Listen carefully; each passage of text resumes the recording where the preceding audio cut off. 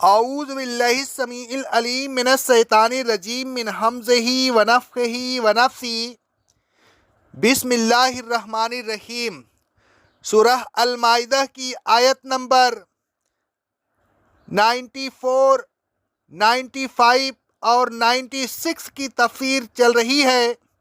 اگرچہ اس سے پہلے اللہ تبارک و تعالی نے حالت احرام میں شکار کو حرام کر دیا تھا، تاہم اس آیت میں مزید تاکید کے طور پر فرمایا اللہ رب العالمین نے یا ایھا الذین آمنوا لا تقتلوا الصید وانتم حرم، اے ایمان والو اس حالت میں کہ تم احرام باندھے ہوئے ہو شکار کو قتل نہ کرنا۔ ومن قتلہ منکم متعمدا فجزاء مثل ما قتل من النعم، اور جو شخص جان بوجھ کر حالت احرام میں شکار کو قتل کر دے تو اس کے بدلہ میں بطور کفارہ اسی کے مثل ایک چوپایا یحکم بہ ذوی عدل منکم، جس کا فیصلہ تم میں سے دو عادل آدمی کریں، ہدین بالغ الکعبۃ، قربانی کے لیے کعبہ کو روانہ کرے، او کفارۃ طعام مساکین، یا کفارہ میں مساکین کو کھانا کھلائیں، او عدل ذالک صیاما،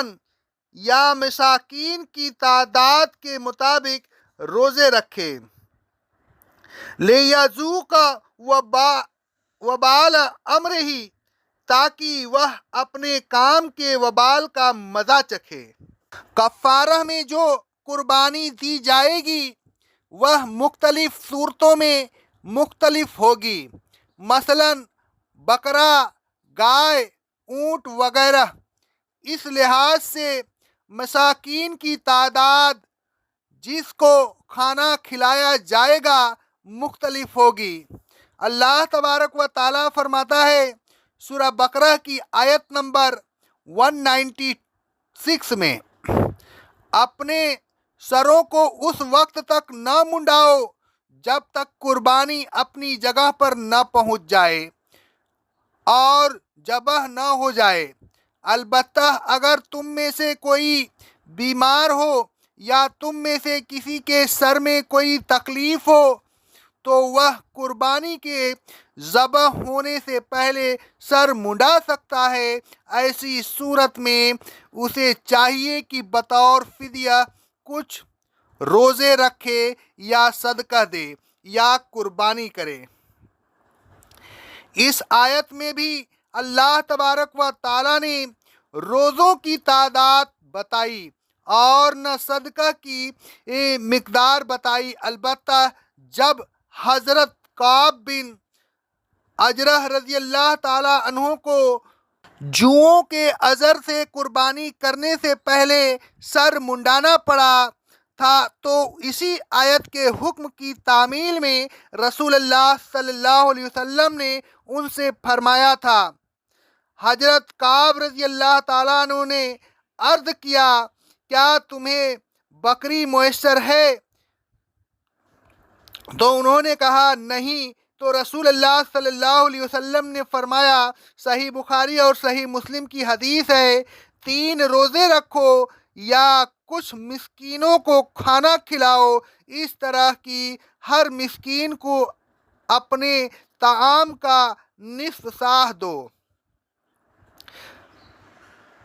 تفصیل کے لیے سورہ بقرہ کی آیت نمبر 196 کی تفسیر میں بیان کیا جا چکا ہے۔ سورہ بقرہ کی آیت نمبر 196 اور مندرجہ بالا احادیث سے یہ بات ثابت ہو گئی کہ اگر حالت احرام میں شکار کرنے کے کفارہ میں بکری قربانی کرنی ہو لیکن بکری میسر نہ ہو تو اس کے بدلہ میں 6 مسکینوں کو کھانا کھلانا ہوگا یا 3 روزے رکھنے ہوں گے۔ اس حدیث سے یہ بھی ثابت ہوا کہ مساکین کی تعداد اور جن کو کھانا کھلانا ہوگا روزوں کی تعداد کی گنتی ہوگی۔ اس حدیث سے ایک بکری 6 مسکینوں کے برابر قرار پائی ہے۔ اسی حساب سے گائے اور اونٹ وغیرہ کے بدلہ میں جن مساکین کو کھانا کھلایا جائے گا اس کی تعداد کا حساب بھی لگایا جا سکتا ہے۔ ہر مسکین کو نصف سا طعام دیا جائے گا، یعنی اس چیز کا نصف سا جو دینے والا عام طور پر کھانا ہو۔ اگر کفارہ دینے والا روزہ رکھے تو اس کی تعداد مساکین کی تعداد کا نصف یعنی کہ آدھا ہوگا۔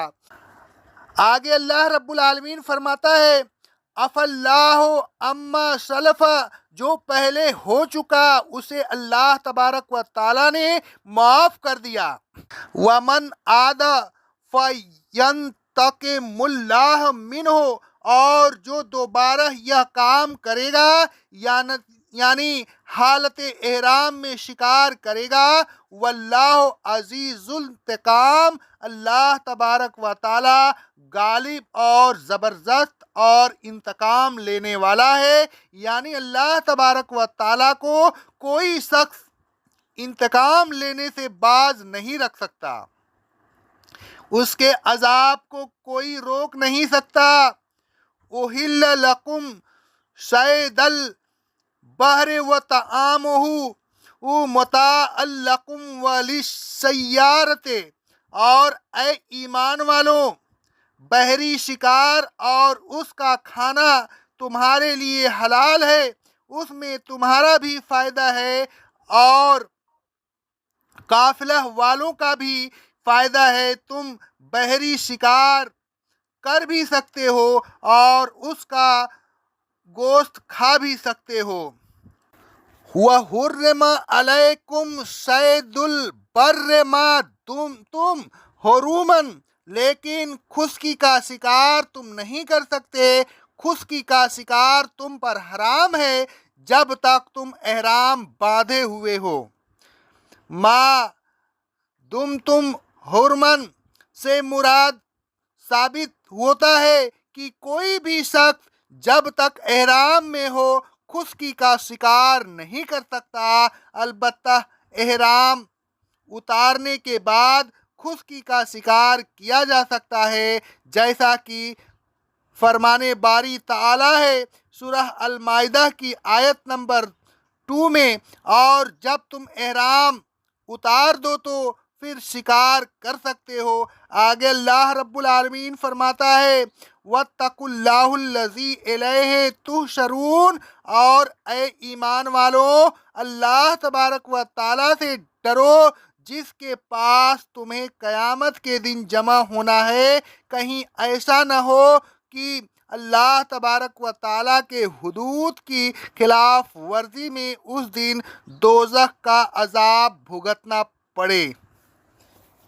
اقول قولی ھذا استغفر اللہ استغفر اللہ استغفر اللہ۔